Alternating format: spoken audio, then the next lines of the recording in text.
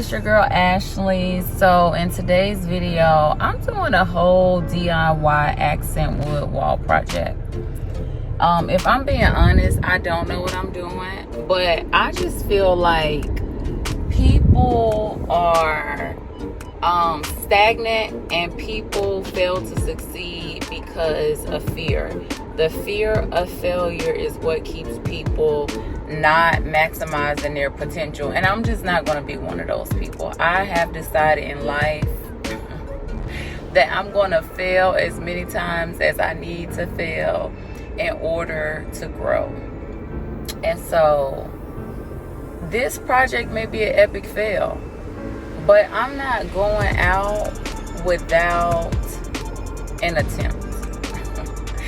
Because the worst that can happen is I would have purchased a miter saw that I will use in the future again, because we're going to have multiple of rental properties and short-term rental properties.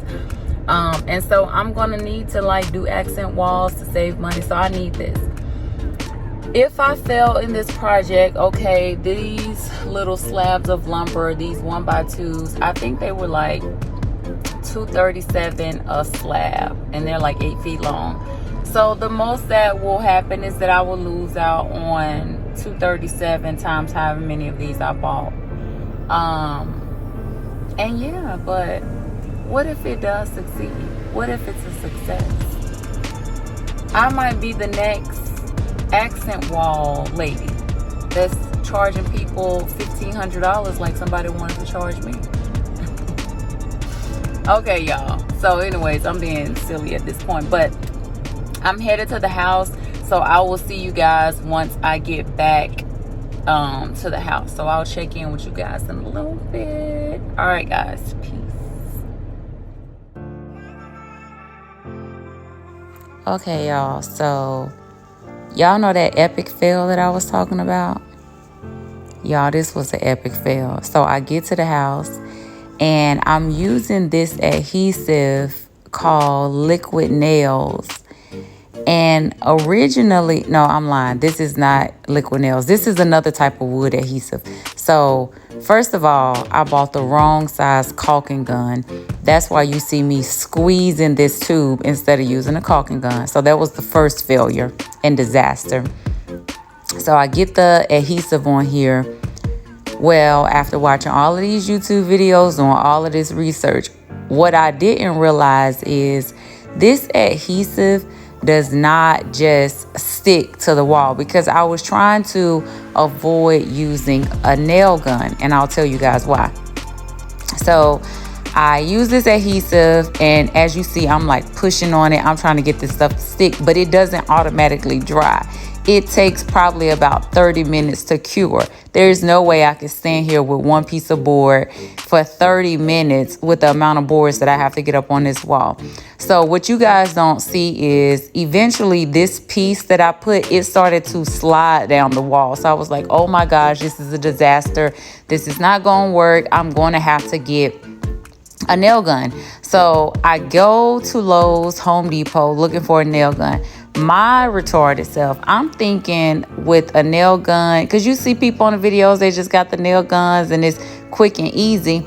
I'm thinking that all I have to do is go purchase a nail gun and it's that easy. No, I got a whole lesson in nail guns. So what happened was I get to Lowe's, get to Home Depot, and they're like, okay, do you want a battery operated nail gun or do you want a pneumatic nail gun? And I'm like, wait, what? I have no idea what you're even talking about. So essentially with the pneumatic nail gun, you have to have an air compressor. And so that's like a whole nother deal. And then you have to get the lines and the hoses or the cords to connect the nail gun to the compressor. So I was like, okay, that's out of the question.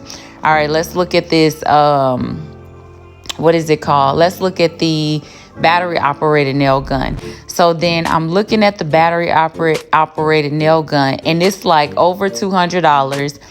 In addition to, you have to buy the battery separate, which was like $99. And then you have to buy the charger separate from that, which was like $79. So I'm like in Lowe's like completely distressed, like, oh my gosh, you know, what have I done?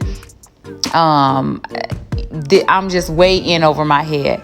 So I took a couple of days and I went and like just rethought it all out, did some more research, did some more YouTubing, and I ended up finding a nail gun, which I will link in the description box, the one that you see me using now, on Amazon, battery operated. It was $200. It came with the charger and it came with the battery. Also, the original like 1x2 wood that I bought, it was not like, it wasn't trim. It was like pieces of like wood that I would have needed to sand because it just wasn't like smooth. So what you see me laying on the wall now is not that original wood that you saw. So I had to go back to Home Depot to buy this trim, which I will link in the description box. It was already like super smooth. It was cut already. And it was what I needed. It was the trim that I needed versus like the wood slabs of 1x2s that I originally bought. So once I got the nail gun together, my miter saw was there, I got the appropriate trim that I needed, this project was easy. So this is absolutely something that you can do yourself. I just had to go through the growing pains of getting the right material, getting the right devices, and finding what exactly I need. So thank God you guys ran across this video, because I'm telling you, battery operated nail gun. That's what I got. I'm gonna link it below. I'm gonna link the trim that I got, super easy. And then the miter saw, super easy to use. I got the miter saw from Home Depot. I will link that as well. I think it was like $164, which was super cheap, I thought, for that. And it was super easy to use because all I'm doing is 45-degree cuts and straight angle cuts. And the miter saw, they have like, if you'll see me turning it certain different ways, but they have like where you line it up on 45-degree angle and it'll cut the angle you want, or you can put it on 0 and it'll cut straight across. So essentially what I'm doing that's probably different from some of the other people that I've watched do these wood accent walls is I'm just kind of freestyling this. I'm just kind of cutting the pieces and I am putting them where I think not putting them where they fit, but I'm not using like a spacer. So the space in between my pieces of wood, they're not like equal. Now, maybe once I start to do these a little bit more often, I may get more detail, but I figure it's just geosymmetrical lines essentially. So it doesn't have to be that neat. It's going to come out and it's going to look, it's going to have that look regardless or whatever. So I didn't focus on like, okay, this space has to be 2 inches apart for each space. I just kind of like came up with my own design. Like you'll see, I'm just kind of, flowing with it. I didn't like make a picture or draw it out on a piece of paper and say, I'm going to follow this specific design. I just kind of went with it and it worked. What else can I tell you guys? So the nail gun, the miter saw, the trim, that's really all you need. The other thing that I didn't show you guys in this video is that before I started, I used a stud finder to go through, and you can kind of see like some little marks on the wall. Well, I used a stud finder to go through and mark where my studs were, because I wanted to make sure that I hit at least 2 or 3 studs. Like I wanted the wood or the trim to hit a stud at least in 2 different places on a wall to make sure that it was super secure. Here I'm back like the following day to kind of finish up. James, Camden, and my nephew came through. I'm not using that one. I ain't using that though.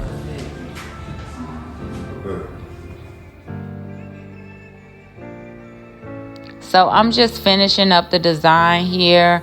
And yeah, I think this particular day I finished up the design, and then I had to come back and then you'll see me caulking it. But overall, once I got through the initial stages of making sure, I found the right material, I had the right equipment, this was a fairly simple project.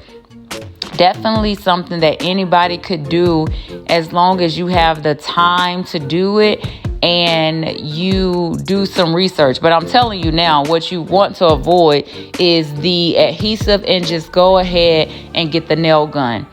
Get you a stud finder, find the studs, get you the trim, and it's just going to make the process so much more simple. And I was able to pretty much do this entire wall by myself. I didn't even need a second hand. Also, what you won't see on this video is I am going to go back after I caulk the trim where it meets the wood. I also go and put in like the spackle over all of the nail holes, and then I sand that down so that I can have a smooth finish. But other than that, that's really all I did, guys.